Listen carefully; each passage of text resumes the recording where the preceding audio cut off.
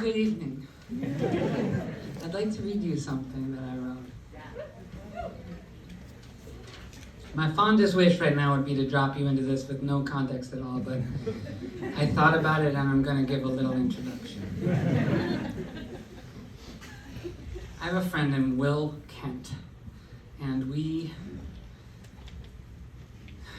our only goal is to make each other laugh, and we used to he's really good at making lists of absurdist, we make lots of lists together. And so he was making lists of country song titles that don't exist and country artists that don't exist. And then one of the names, there were just so many good names. This is really one of the tamer ones. The name is Dellmore Hugs.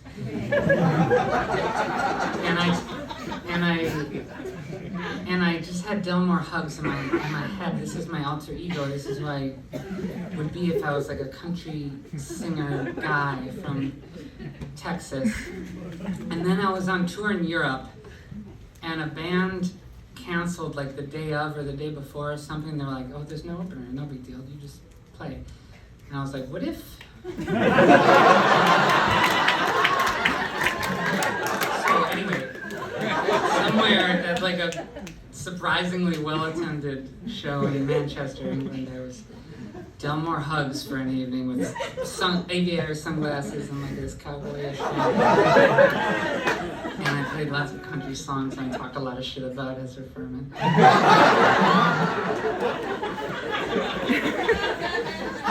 But I needed more, and I knew that, like, I was like, I wish Will had been there. He doesn't know I'm talking about this. And then I was like riding on a long car ride with him, and it was just sitting there, and like at some point you just kind of get silent. And then I started writing this story, and I want to read you the story because there is no other place I could ever. I don't know what's going to happen to this, and it's not finished. Okay, there's 2 chapters. I've been trying to finish it for a long time, and also I think there's like something in this that is like very deep in my heart. Anyway, okay, so I'm going to read you the story that I wrote. Chapter 1. Dellmore Hugs had a heart so big he couldn't walk. Every morning he'd crawl out of his motel room door onto the hot parking lot pavement. If he saw something good, like a neighborhood boy skipping down the sidewalk, licking a popsicle, his heart would grow even a little bigger and he'd crawl back into his room, panting, to regroup, lying in chest-swollen agony in the cool, dark heat. Wondered how this had happened to him. His restless mind wandered back to his horrifically happy childhood. Dellmore was the second son of Jerome Poppyflower Hugs, a former steel worker who had struck oil when digging a hole in which to bury himself. From that day, he never had to work, though he still welded steel on his back porch in his leisure time, making toys and steel shoes for his family. Dellmore's mother, Chastity Body Hugs, was a devout Christian who had learned to write but not read, leaving her to author her own highly imaginative copy of the New Testament, which became a beloved family heirloom. Jerome would read to them from it at the weekly family picnic, which was held every Monday afternoon in a meadow out front of the steel mill, lasting until at least 6 o'clock so Jerome could watch the tired workers trudging out of the factory gates. Jerome would laugh and laugh. But young Dellmore was troubled by the sight of a human emotion he couldn't name, because his parents had quietly refused to ever teach him the word sadness.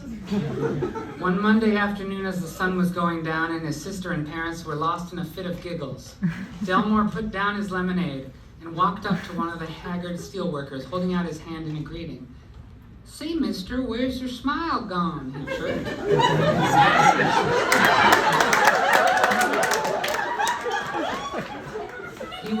He was 7 years old. The bestubbled factory drone did not respond well. "Your mother should have devoured her young like a mantis," he roared. And trudged on, breathing raggedly. Shaken but not defeated, Dellmore tried again, this time taking care to sound more cheerful. He approached another beaten man and said in a higher-pitched voice, "Hey fella, you look swell. If I didn't have a daddy, I'd ask you to be my new daddy." At this, the 44-year-old lugnut technician stopped and took a good look at the bright-eyed blonde child. He got down on one knee, put his hands on Dellmore's shoulders, and spoke in a voice that sounded like an old baseball glove. "Son, I've been working at this steel mill since I was half your age, and I not once, never breathed a word of complaint. But looking into your dewy, clear blue peepers, I can see that my life is nothing but a cooling turd stacked on top of an infinite tower of shit."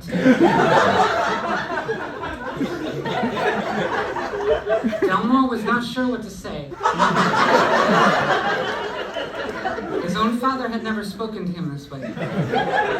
And his mother considered it impious to speak to males of any age, family or not.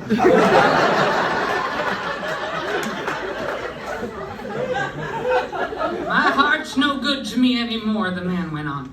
"This body's taken too many beatings to hold it. Any better than a wet sock holds a hot chicken sandwich."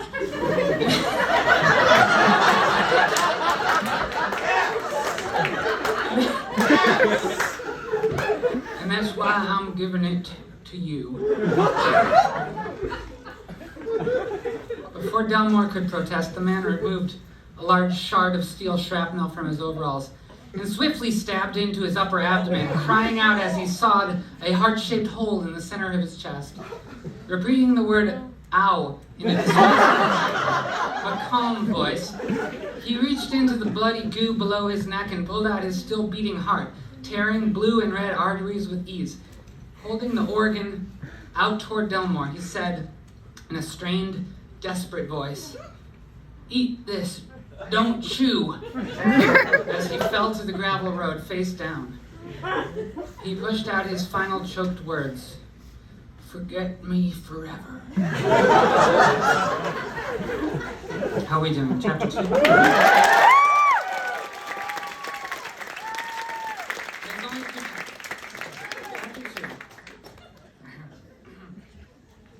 Dellmore stood dumbfounded at the side of the path, blood collecting around his shiny steel shoes.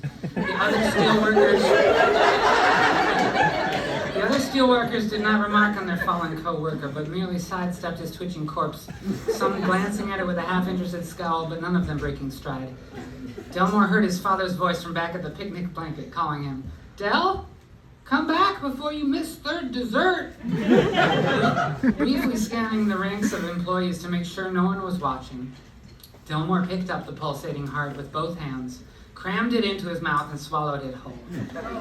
It took a few seconds. Then he scurried back toward the family picnic. His mother, still with a trace of the giggles on her voice, put a hand on his big sister's shoulder.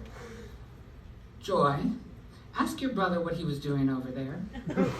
Joy, also grinning, protested playfully, "But Mother, you've told me over and over never to speak to men." This was a familiar ritual. Father Jerome knew his part. "Dellmore, listen to your mother. Tell us what you were doing over yonder by the roadside. Did you make any new friends?" Dellmore hesitated. His family suddenly seemed different to him than before. Some air of perfect wisdom and righteousness had departed them. The light in their eyes oddly dimmed. It was like tasting Mr. Pibb after they had rebranded it to just Pibb. He couldn't tell if they changed the recipe or just the name, but somehow it didn't taste the same. He reached for a handful of caramels to overtake the flavor of the cardiac blood still in his mouth. It helped, but not completely.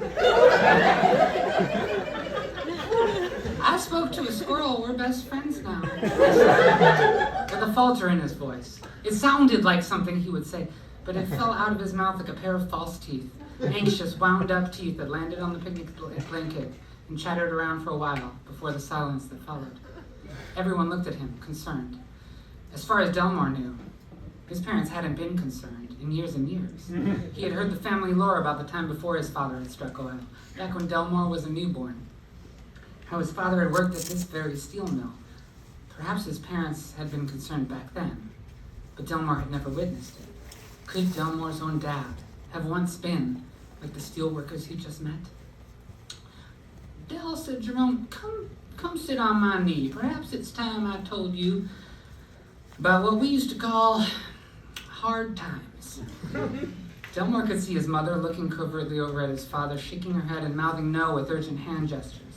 But he came over and sat on his daddy's knee as instructed. You mean hard like hard candy? Jerome chuckled. Not quite, son. You see, some people in life ain't as fortunate as we. Matter of fact, that's why I come here every week, to laugh at them. Some say it's not right that I laugh, but after the life I led in my steel-bending days, I say, a man takes a laugh where he can get one. And ain't nobody can tell me that's wrong. Dellmore nodded approvingly. Laughter is good. Precisely, son, but as you grow up, it's fair to expect that you may have to reckon with people who haven't had it so easy as us. But I want you to remember one thing. At this point, Jerome put both hands on his son's shoulders and looked him dead in the eye. Lapsing into a prophetic tone that Dellmore had occasionally heard him use in church and around the dinner table. Nothing is more important than your happiness. I, as your father, forbid you here and now from ever letting go of happiness. The pain of others may enter your heart, but it will pass away again just as naturally. But it is to happiness that you must hold fast. Jerome then folded his hands in his lap. Dellmore looked at his mother and sister, who were both nodding approvingly. All right, Pops, he said softly. I will. He swallowed hard, turning his attention to the warm sun and gentle breeze, and away from the 12 ounces of human meat sitting in his stomach. Life sure is beautiful, he thought to himself. He drank up the last of his lemonade with a slurp loud enough to drown out the ambient churn of the steel mill, if only for a moment.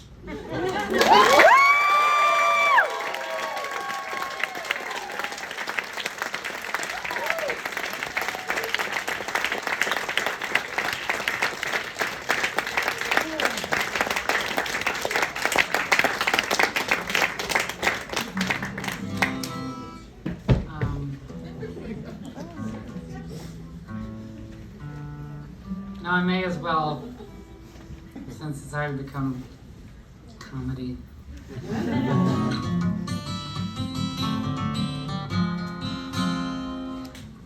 This is actually a tune that I composed last night. I finished it last night. And, it's so dumb. It's so dumb.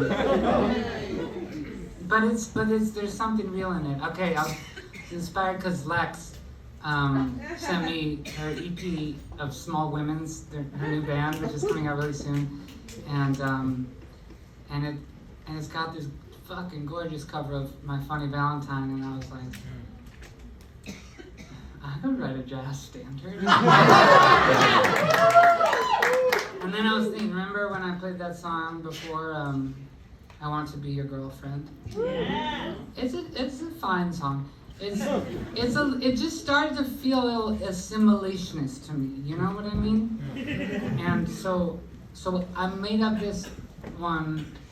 It's addressed to like a non-binary person. Do you know when like somebody's non-binary, and I don't know if you've ever witnessed this process of like, you know they're gonna go binary, you know?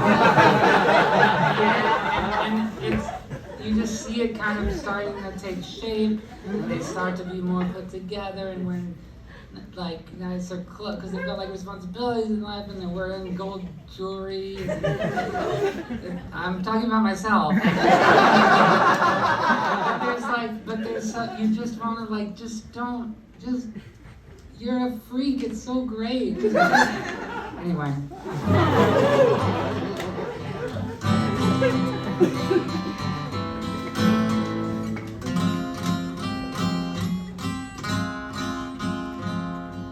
It's not a serious song, okay?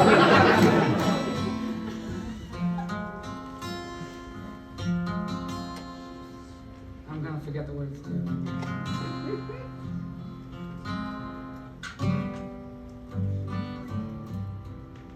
Your head's half shaved. You got 2 or 3 names. You're writing a novel. No one knows what it's about.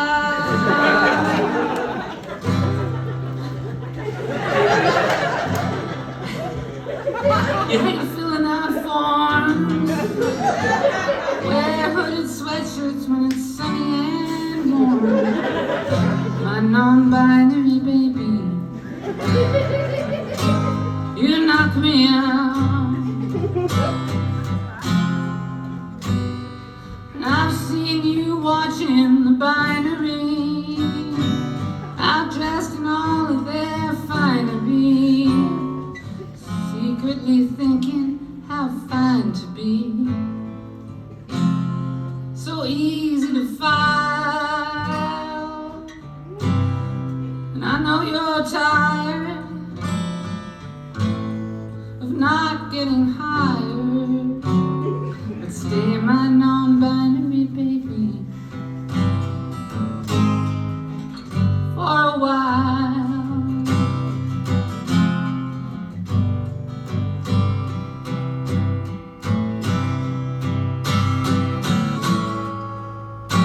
If you're waiting for the right time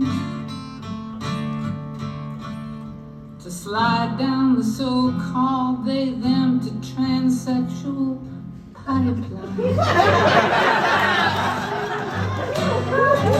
well, wait just a little more, dear, and be my fucked up duct tape drugstore queer. To all them norms, you're neither there nor here, and I like that a lot. I know it'd help out at Christmas. Talk to your uncles in terms of herness and hisness, and I know it's really none of my goddamn business.